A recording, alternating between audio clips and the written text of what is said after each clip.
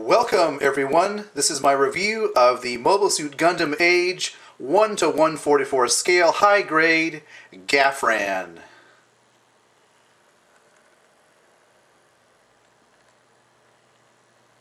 So as you can see here, I removed the wings as well as the tail cannon just to get them out of the way so we can have a closer look, a better look at the figure, and also a better look at the articulation. So to begin, I will show you. You do get an extra pair of hands. These are the closed finger or closed fist. I don't really see much appeal in them, but you do get those. And I choose to display my figure with this version of the hand, which is the open palm, and it has the beam weapon integrated into the palm, and it's actually on a ball joint as well. So it does move just a little bit like that. So you can angle it out, as you can see there. And you have a similar hand on the right arm. Now, as far as articulation goes, if you take a close look at the actual neck area, it is unique because you actually have 2 points of articulation for the neck, one at the base and one where it actually attaches to the actual head. So you do get articulation that way. Shoulders, as you can see, go all the way around, but due to the transformation into beast mode, these shoulders go in like so. And then you have a point of articulation at where the arm attaches to the shoulder armor. You have a bend at the elbow, and of course the hands are on ball joints. You do get the swivel waist, as you can see there. Pretty much goes that far before it starts to clash with the side armor here.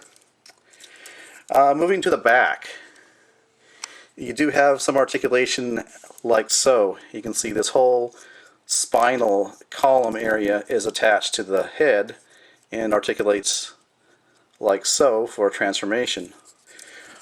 You can see here, obviously, you have ball jointed hips, and you have a bend at the knee, and this knee will become part of the transformation process. So you do have kind of a central section of plastic connecting the thigh to the bottom of the leg, and then going down to the ankles. You do have motion from left to right and a slight pivot. This does articulate, but that is due to the transformation. Now, looking at the actual attachments that go on the figure or on the actual mobile suit, you get 2 of these wings, and there's a peg there, and it goes into the polycap back here. And the other wing, of course, goes here. So 1 on each side. Makes sense, right? But looking at the wing, though they're identical as far as articulation goes, other than this point here where it plugs into the polycap, you do have articulation as so, as well as this piece right here, which is on a ball joint. So you do get a range of articulation with this. It's rather plain looking in terms of there's no really markings for panel lining, which to me doesn't matter because I don't panel line my figures, my Gundam model kits. I don't do that, but I can see how some people who do panel line would want to have some more detail, some detail on the outside and maybe on the inside of the wing, but maybe we'll see that with the actual master grade. And of course you have the signature iconic tail slash railgun, and it plugs in using this peg and this polycap, and plugs in to the back there. And for storage mode, it just sits like that. But if you want to use the gun mode, you would rotate this up like so over the shoulder, and then you can bring the hand up to kind of simulate the actual mobile suit holding the firing weapon. So that's pretty cool.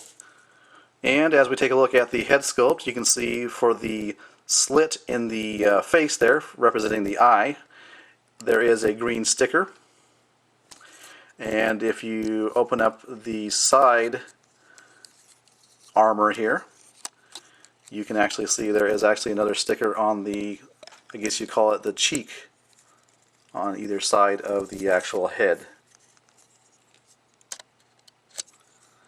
And you do have a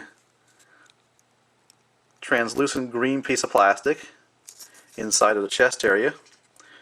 It's unfortunate that the green is not more prominent, but as you can see there, it is a green translucent piece of plastic.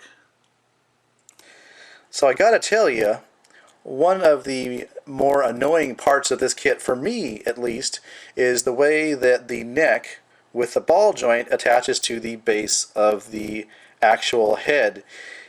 It does attach okay, but not, in my opinion, good enough. It tends to fall off, and when you're adjusting the head for transformation to push it back, it tends to want to fall off. Secondly, you'll notice there is a peg sticking out of the back of the head.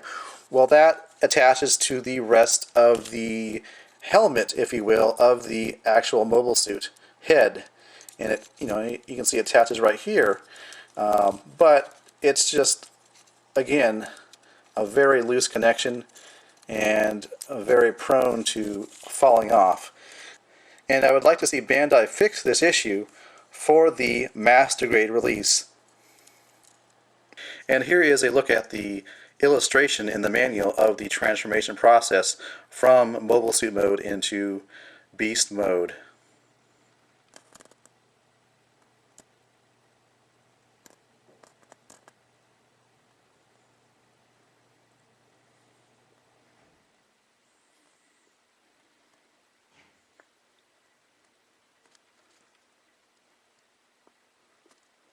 So for transformation, the first thing they tell you to do is to remove these hands. But since these hands are already in, I don't need to worry about that step.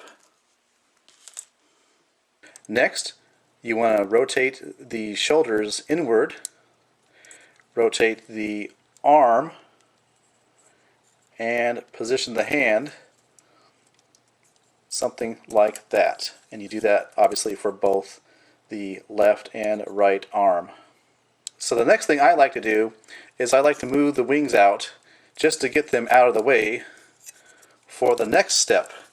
The next step involves the head, and what you want to do is you want to take the side of the head and separate that out.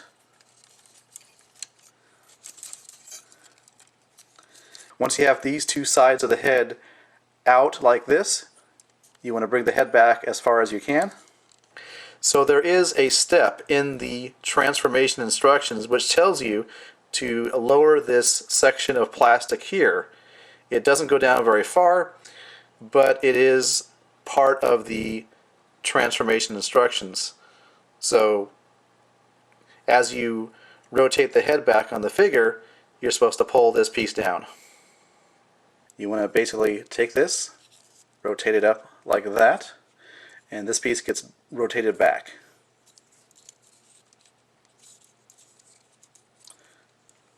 For the leg, you want to take the bottom part of the leg, bend it back at about that angle there, and of course do the same thing with the other leg.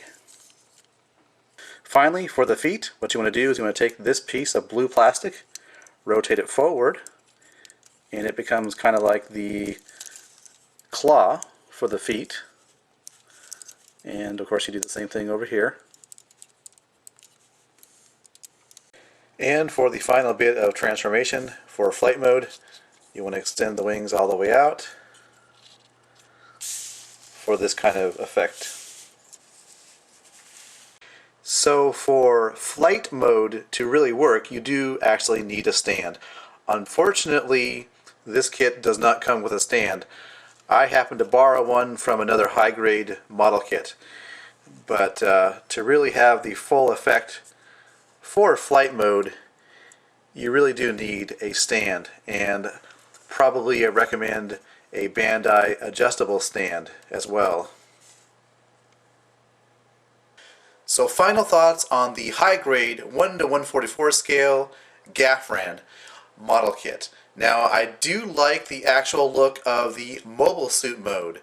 I really think it's a unique looking mobile suit. I know some people have said that without the wings and without the tail slash gun, it does look a lot like Evangelion.